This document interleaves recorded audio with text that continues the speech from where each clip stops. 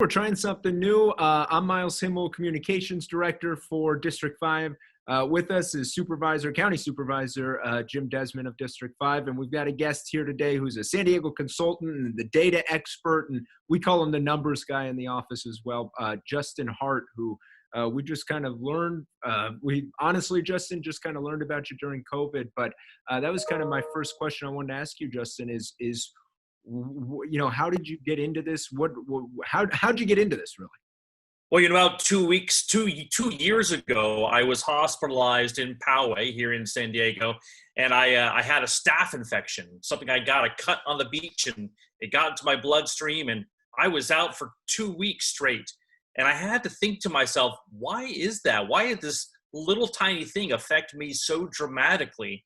And so I became kind of a lay virologist at that point. I looked up a lot of data, and my profession is as a data analyst and a producer of information. So I delved into the numbers, and when COVID started up this year, I wanted to compare it to the things that I knew about influenza, about how it affects the body, about how things happen there. And very quickly, I realized that the numbers that they originally sold us were not the right numbers coming out at the other end. Now, I'm a business expert, so I look at this from a funnel perspective. For a business, for example, they might come up with specific leads of emails they capture, and then those lead to customers. And it's a similar fashion, which is you have certain people that are infected, and then unfortunately certain people die, and there's all sorts of things that happen in between. And in many cases, that's a black box to a lot of us. And so what I've been trying to do is just delve into that black box and tell you exactly what happens when someone gets sick and what that means for someone coming out the other end, either healthy, recovered, or unfortunately deceased. And I think what we've come to know, we've learned a lot about the virus, is that the bird box pandemics that they sold us that kept us all indoors because every hospital was going to turn into a MASH unit, has not been the case. And so we have to sort of reconcile that with reality. And as we come upon new interesting elements of what's happening now, I want to make sure that the public is informed about the correct risks and that we're not falling back on some of the old habits that we had, if you will. Supervisor Desmond, that was one of the first things. I mean, I know, we were sitting here in the office and we said, okay, we don't really know what this COVID is. And then as it went along, similar thing, you kind of started looking at the numbers and weren't skeptical, but just wanted to make sure the entire information was getting out there. Well, yeah, and similar to what Justin, I'm not a medical professional. I'm an engineer, by training, and I'm a numbers guy. And so what I wanted to do is make sure that the facts and the, I guess, the messaging and the what's getting out to the public actually makes sense. And then I had to apply common sense then to policy making, because it was the Board of Supervisors, even though we're not the health officer, we don't actually, health officer Wilma Wooten, Dr. Wooten, she is the one who can make the health emergencies and those actions and tell people they can't sit on a beach or they have to wear the masks and things like that.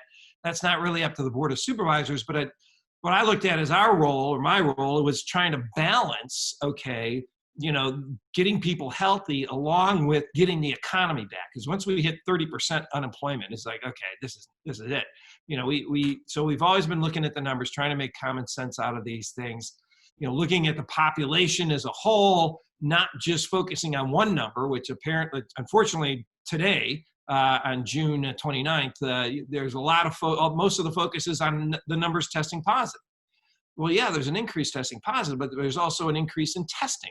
And we're testing more on a more focused level as well, in that we've got hundreds of people right now that are tracing. So if somebody tests positive, we're going out, we're seeing who they work at, who they've been in contact with, and then we're testing all those people. So we got a lot more focus on testing. So our numbers are increasing, and our hospitalizations, even though they've increased, have not gone up at the same ratios with the number of testing. And so it's still very minute, the number of people that are actually hospitalized. I mean, if you have the virus, and only about roughly 5% of the people in San Diego County, when we do the test, 5% of the people have the virus. And then 99.9% of those, 99.5% of those are never hospitalized. They either have no symptoms or mild symptoms. So I'm just trying to make sure that the numbers match the hysteria, and it's not the case right now. We can still be opening up, and I've always advocated that we open up safely. We open up, we continue to, do the social distancing, wear the masks. I know a lot of people don't like them, but if we can keep opening businesses, fine. So that's been kind of my push and effort to make sure that we do things, smartly, common sense, avoid the hysteria, get people back to work and get people healthy at the same time. Justin, when you looked at the numbers in the beginning and then now kind of moving forward here over 3 months in, what numbers were standing out to you as you said, wait, that doesn't really make sense, or what numbers just in general were standing out?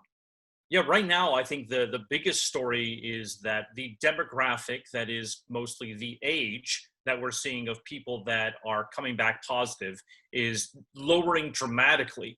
At one point here in California, the average age was about 60 years old of people that were confirmed cases of COVID. And now that has dropped 20 years. We're seeing ages of 38, 39. And that might be an alarming thing because it's a new demographics, but it's a very positive thing. If you were to term COVID as the villain in the story, the villain in this case has to work 10 times as hard to kill the victim as he did 2 months ago, and to even get them hospitalized. So we know that younger cohorts, younger demographics do fairly well managing with this virus. And what we're seeing, and the reason we're seeing those lower cases is because we have a age level workforce that's getting back into the work. Every single admin of a dental office is likely going to get tested, and probably multiple times. And so you see everyone from food services to healthcare getting tested. And when you find those cases, that's a very good thing, because now you can isolate them in specific ways. And in many cases, in many instances, these folks had no idea that they had the virus. And relating it in terms of business terms. For example, if I get a lead from someone and it's a referral from a friend, they're more likely to become a customer than someone that I find off the internet just from an app, right? And it's the same sort of thing we see here. Someone who is in the older demographic is going to have a much worse case and a more severe, perhaps, chance of hospitalization.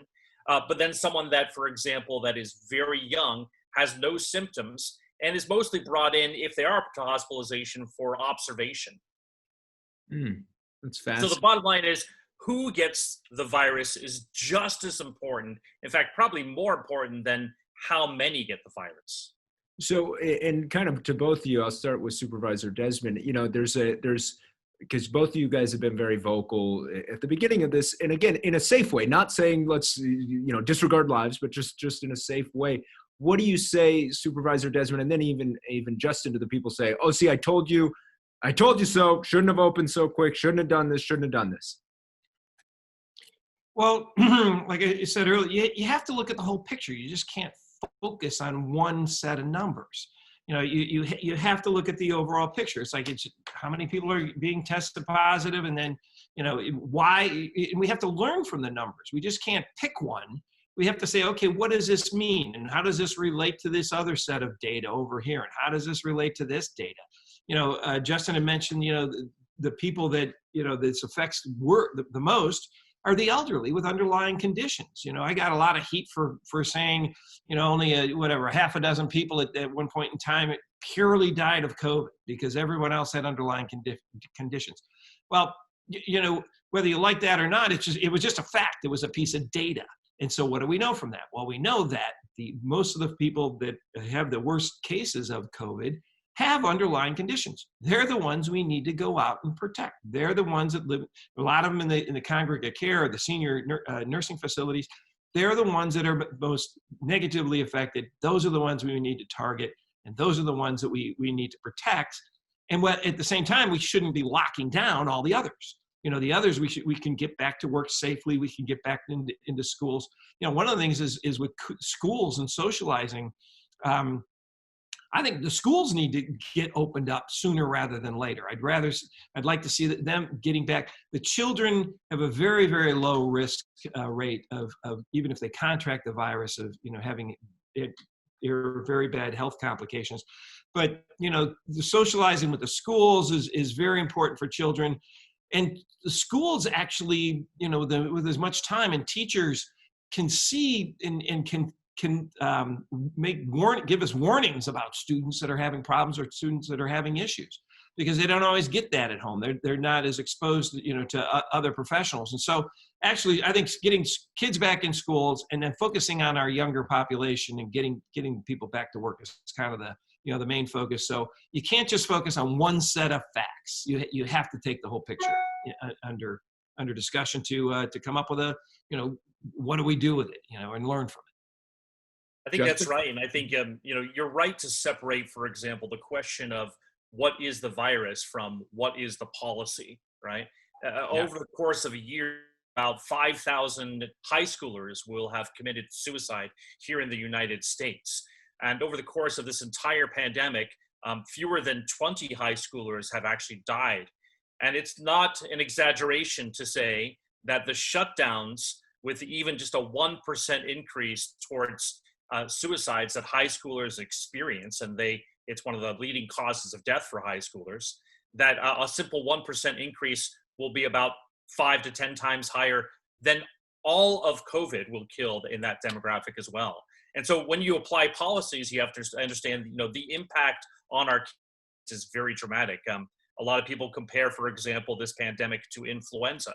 Well, it is not like the flu in this very specific way. COVID has thankfully spared our youth.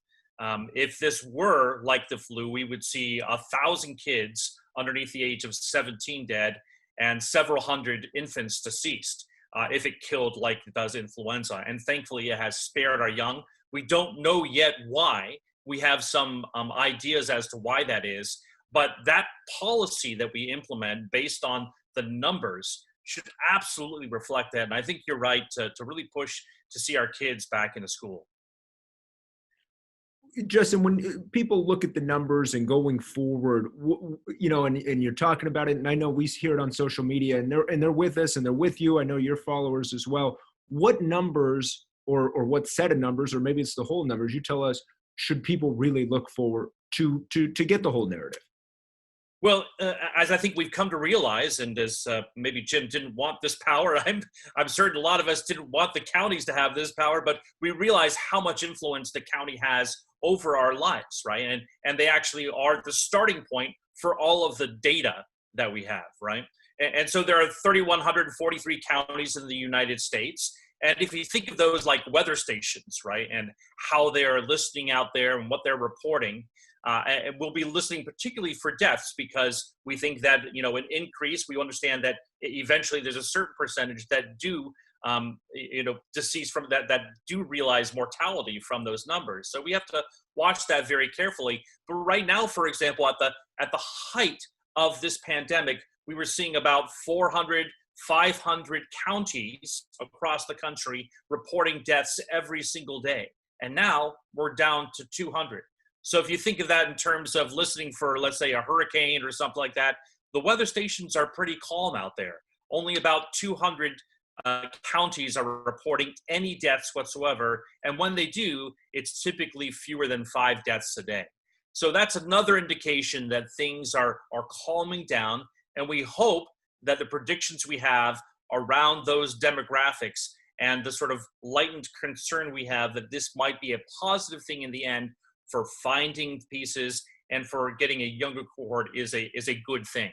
But Jim, I hope the county realizes now that you guys have a precious amount of power that's been given to you, and we're appreciative that you've been able to dutifully exercise that in the right way. Well, thank you. I got a question for you, Justin. I get a lot of emails, a lot of comments about the masks. And people send me studies of the masks are good, and people send me some studies the masks are bad. And I've been, again, I'm not a doctor, but the way I'm looking at it is, look, if we're opening up businesses and we're getting people back to work, wear the mask, please, and then if that's what gets us over this hurdle, I'd be kind of acquiesce to that as opposed to some medical decision on that. Do you have any thoughts or comments on the mask? It's a difficult proposition. I wear a mask because I consider myself a kind person. I think there's a relative amount of comparable PTSD going around this stuff. And so I think people, there's a sort of sociological piece to it. But we've kind of opened up that Pandora's box. It's really hard to put it back. And I think there's not a lot we know about it. Perhaps it's better safe than sorry on those things. We know that most sort of, infections that we do see are for long-term exposure to someone in a closed area, right? So the likelihood of you contracting the virus by passing someone in the aisle in Vons is, very, very, very low, right? But at the same time, I understand the concerns around it, and it's better safe than sorry. But I tell you, shopping is not a joy. I don't have my 3-year-old with me anymore. I can't keep a mask on her. My wife doesn't go out. I'm right here by the 56. At 4:00, this thing is usually packed. It's still not there, right? So we have a serious amount of very scared people. I don't think the mask mandates help with that. I understand the reasoning behind it, but just as in policy, there's a health concern and then there's a policy impact. And at some point, I think that lever kind of shifts the other round, but it's difficult to make the case that to take it straight off right now. I understand that. Yeah. And I think, for a lot of people in the county, the concern is, we want more information. I know for example, in the county, we have these triggers that come up where you have a particular outbreak, as they say, and it has a specific definition of it. But a lot of people want to know, for example, well, there was a barbecue that Dr. Wooten alluded to, and that's concerning. We want to know, was that recent? Was that May? Was that June? Because a lot of that information can help us decide, how urgent these things are and where we need to sort of like, hey, let's pull back our critique, or let's push forward and try to understand what's happening there. And I know that you have some more information on the ground than we do. What are you hearing sort of from your colleagues and everything around these outbreaks that tend to be the one trigger that we still have here in the county?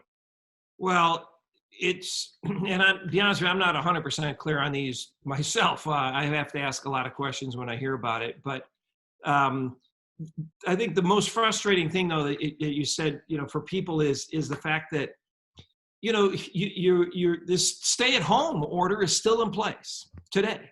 You're only supposed to be out if you're going to one of these businesses that have been opened.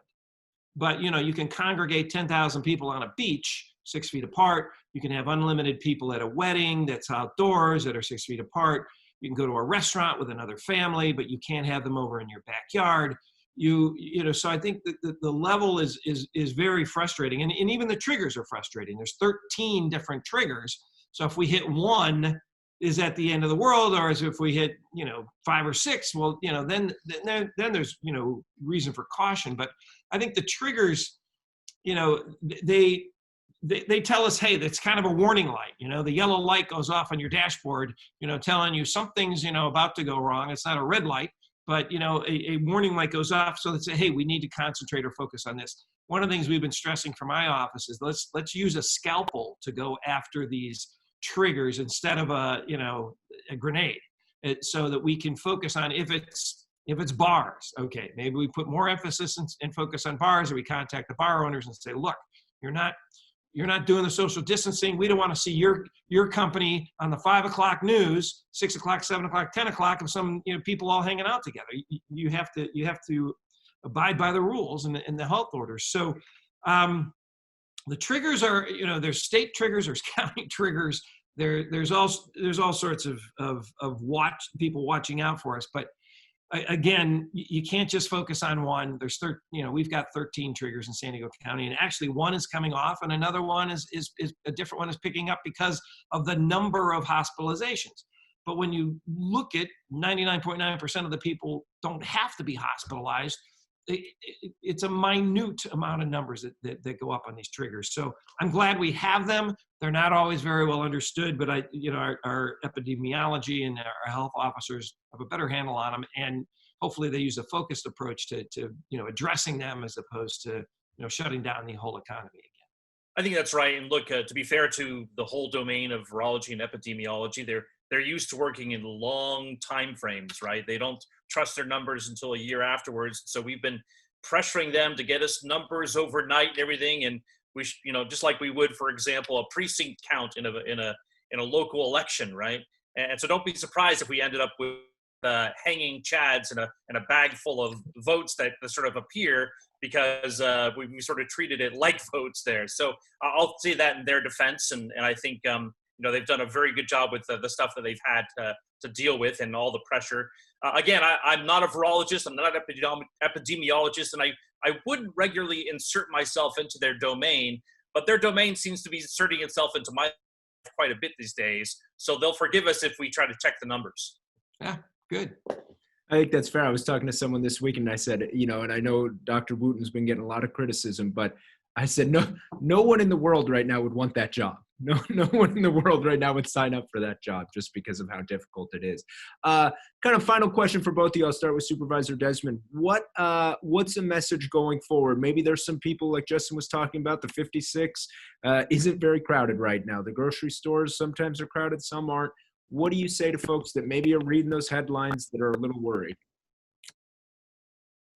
Well, just continue with the basics, the social distancing, the masks and washing your hands and going about your daily lives. I still think there's going to be some hiccups. There's going to be some speed bumps. There's going to be some spikes. We have to look at this thing over the long term. We have to look at it not just one day at a time, but over a period or in trends over time. So, and we haven't, we've been going in a positive direction, but we don't want to let our guard down.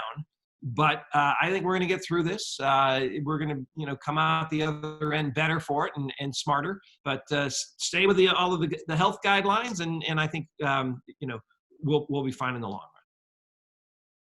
I think that's about right. And I would say I hope I wake up one morning and that the first thing on my mind isn't what were the numbers like yesterday. I think the sooner we can get away from the dashboards, the sooner our health will all improve. I know I've put on my COVID-19, if you will, and I've got to figure out a way to sort of tighten that up and get back to the gym to take that off. Yes, that's true for all of us. And at least we can get haircuts now. Anyway. That's Which, right. Miles, you got an errant hair, it looks like. I know. I was looking at it during it. I was like, trying to get it down. Justin, Supervisor Desmond, I appreciate you guys taking some time, busy schedule, and hopefully we'll talk again when we're progressing even further. Supervisor, thank you so much for the time, and please keep up the great work and tell the supervisors we know this is a tough thing, but we know you guys are going to do the right thing in the end. Well, thanks, Justin, and I appreciate your logical, common sense approach and attitude toward this, and just trying to keep make sure that the narrative matches the numbers. I think is our best case scenario. So, thanks a lot. Thanks again, folks.